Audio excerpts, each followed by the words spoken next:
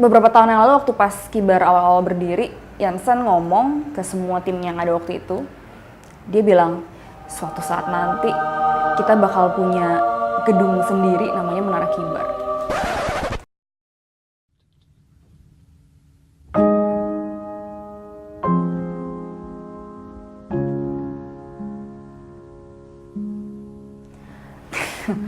Ya gila sih dia ngomong kayak gitu sih. Soalnya waktu itu kita bahkan gak punya kantor. Kita tuh ngantornya tuh di food court, di coffee shop, di tempat yang tempat umum karena kita gak punya kantor dan kita gak sanggup untuk bayar sewa kantor gitu. Dan ya mungkin gara-gara itu juga sebagian besar dari tim yang ada waktu itu memutuskan untuk cabut karena ngerasa kayak sakit jiwa nih bosnya.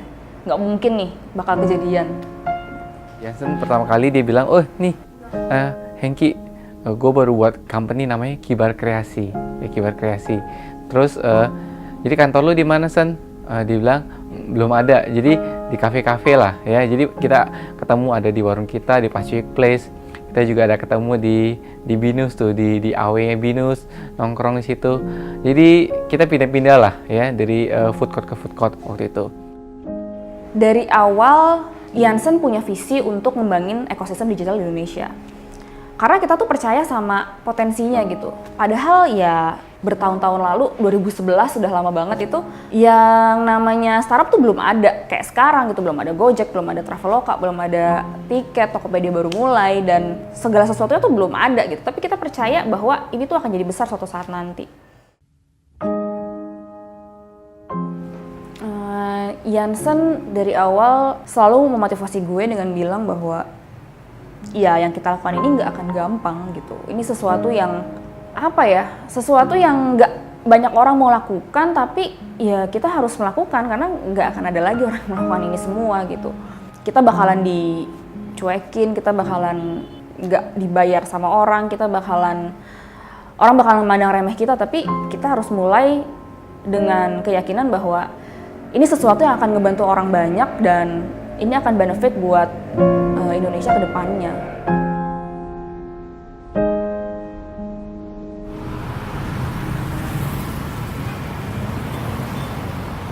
Gak berasa lambat laun Kibar ya mulai berkembang juga gitu, dan kita udah nggak kerja di food court lagi, tapi kita punya nyewa satu ruangan lah gitu buat kerja.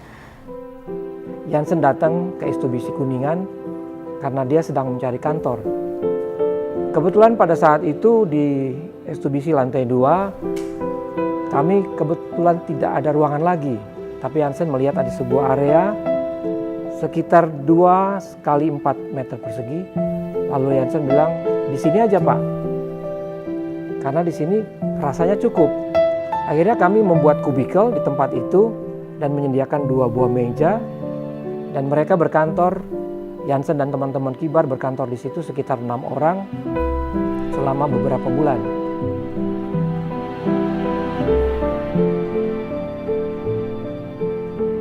Emang nggak gede sih, cuman kayak ya muat meja sama buat orang duduk, meja kursi bisa buat 4 orang gitu, tapi ya lumayan gitu. Tapi ya namanya juga baru mulai ya, kita tetap bootstrap gitu. Kita semua laptop bawa sendiri gitu untuk kerja gitu. Kayak printer Jansen bawa sendiri dari rumah buat keperluan kantor, dan bahkan sampai gajian pun karena kita nggak punya finance ya semua kita kerjaan sendiri, jadi setiap bulan tuh anak-anak WhatsApp nomor rekeningnya satu-satu ke Jansen untuk Jansen transfer gajinya langsung gitu ke masing-masing orang.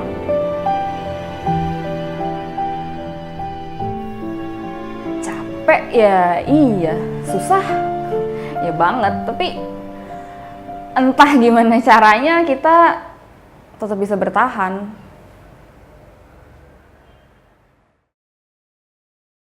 Hai Sen, pertama kali ketemu Jansen itu pas lagi di diskotik, dia ngajak kenalan, nyamperin. Terus gue agak risih gitu, ada satu laki-laki yang sok ganteng nyamperin mau minta kenalan. Gak deh. Jadi pertama kali Jansen itu ketemu pas di 2012 event Geek Fest di Bandung.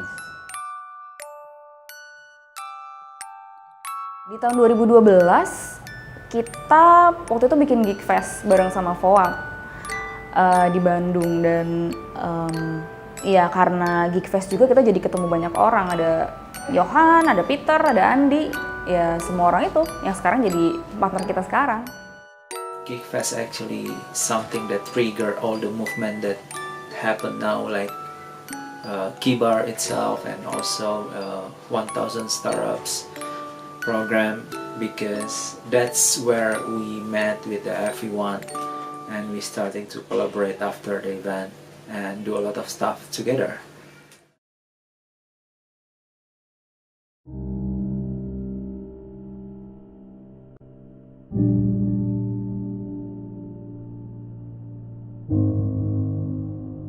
Geekfest-nya sendiri waktu itu sih ya rame sih, bisa dibilang sukses lah gitu. Tapi yang mungkin banyak orang nggak tahu adalah waktu itu kita rugi besar, dan karena waktu itu kita nggak punya siapapun, nggak punya investor atau apapun, Jansen bener-bener nanggung semua kerugian itu pakai uang tabungan pribadinya dia. Dia sempet kayak minta pinjaman ke temen lah, ke beberapa orang, tapi ya nggak ada yang peduli, nggak ada yang mau bantuin gitu. Dan waktu itu we've come to realization bahwa Kibar mungkin nggak akan lanjut lagi ke depannya. Ya selesai.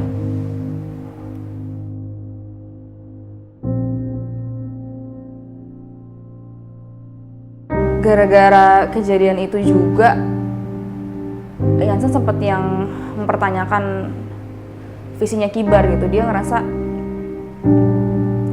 kayaknya ini semua tuh nggak worth it gitu, dan capek banget ngerjain semuanya tuh sendirian, nggak ada yang percaya.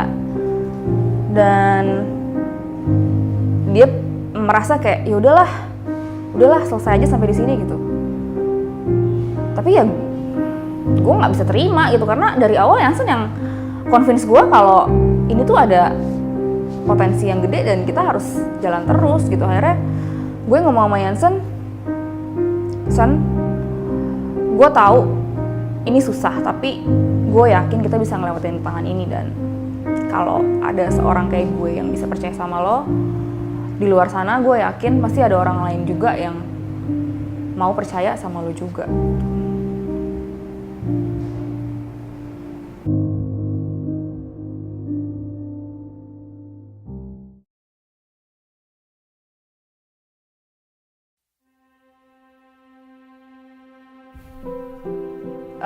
Ya hidup itu perjuangan, dan sama kayak Kibar akhirnya Jansen nyadar bahwa visi aja tuh nggak cukup. Dari situ baru akhirnya kita mulai rapi-rapi lah, maksudnya benerin manajemen, semua sistem kita mulai rapikan, dan akhirnya di situ kita mulai menata lagi strategi kita. Kita mulai gerak ke kota-kota untuk ketemu komunitas, ketemu sama akademisi, ketemu sama orang-orang yang percaya dan mau gerak bareng sama kita untuk mencapai visinya Kibar. Singkat cerita, kita beneran bangkit. Juni 2012, waktu itu kita pindah ke satu kantor semi permanen lah di Tanah Abang.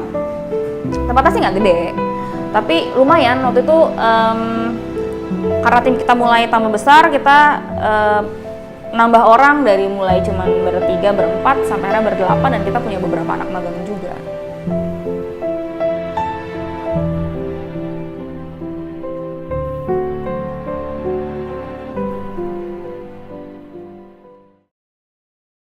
There was one time that we went to many places together. His team, Jansen himself and myself. We went to a lot of cities. We held events, education events. Gara-gara ke kampus itu, akhirnya kita jadi kenal sama orang UGM.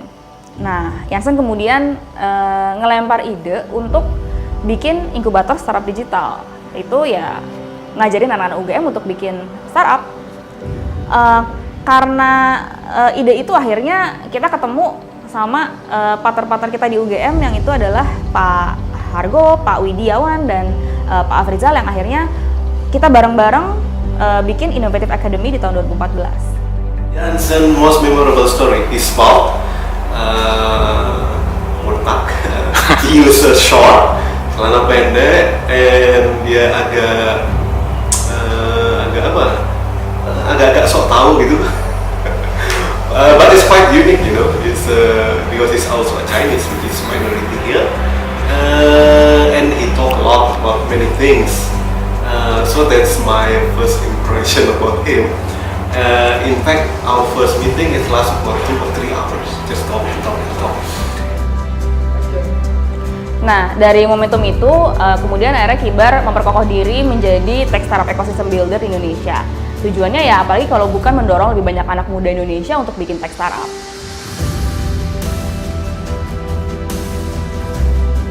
Selanjutnya, ide berikutnya setelah dia menggagas suatu ide untuk bikin inkubator di ITS, saya tolak dia. Apain di ITS? Jangan, kita ke Surabaya aja, level kota, supaya bisa melihat diversitas resource anak muda dari anak. Kalau ITS itu orang otak kiri ya, kalau di tempat lain mungkin ada di Ciputra atau dari UNER ada otak kanan bisa bergabung.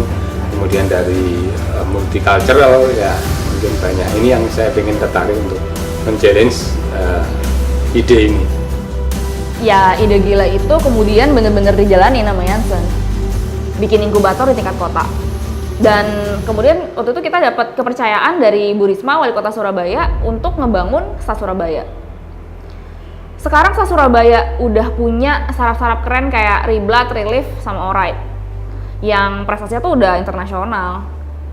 Dan ngelihat track record Jansen di Surabaya, waktu di akhir tahun 2015, Jansen diundang sama Bu Lis dari Kominfo, staf khususnya Pak Menteri, untuk bikin sebuah konsep inkubator yang skalanya tuh nasional, se-Indonesia. Dari situlah akhirnya gerakan nasional 1000 startup digital lahir. Dan sekarang bareng Kominfo, gerakan ini udah berlanjut terus, udah berkembang terus dari tingkat universitas sampai kota, sampai akhirnya skala nasional. Habis itu apa lagi? Nextnya ya kita bakalan kolaborasi bareng orang-orang dari background yang beda-beda. What's next for Kibar? Ya pastinya sih kita bakal ngelanjutin visinya Kibar sendiri, yaitu mengibarkan kreasi-kreasi Indonesia gitu. Bagaimana kita mau lebih banyak lagi ngebawa anak muda Indonesia, talent-talent Indonesia berbakat ke pentas global.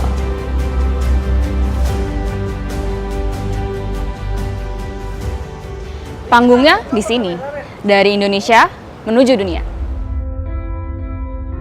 Dan harapan saya sih untuk Jansen ke depannya terus berkibar ya, terus menjadi tokoh ya, pemimpin digital di Indonesia, tapi ya tetap rendah hati ya. Dan selamat buat Jansen dan Kibar yang saat ini sudah memiliki kantor sendiri. Semoga semakin sukses. Semoga dari Menara Kibar ini lahir anak-anak yang membangun Indonesia lebih maju lagi. Jansen, you're a funny guy. You're entirely committed with an amazing team around you at Kibar to making Indonesia great again. You're inspiring, this is serious, and before anything else, you're a friend. So thank you for everything, and please keep going. We're so excited to see the progress that you're about to make here, and I have no doubt that in the years to come, Kibar will leave a lasting mark on Indonesia. Jadikan satu perbedaan itu jadi satu alasan untuk maju, bukan untuk mundur, dan selamat untuk menempati gedung baru. Jansen emang gila sih, sampai sekarang pun masih. Tapi bedanya sekarang makin banyak yang percaya sama mimpinya Jansen. Dan makin banyak,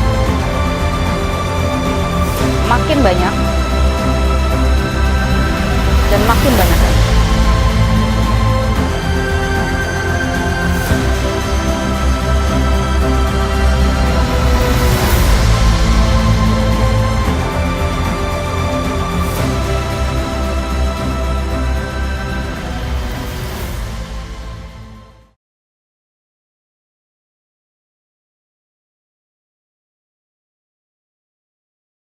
nanti kalau syukuran aku diundang loh ya.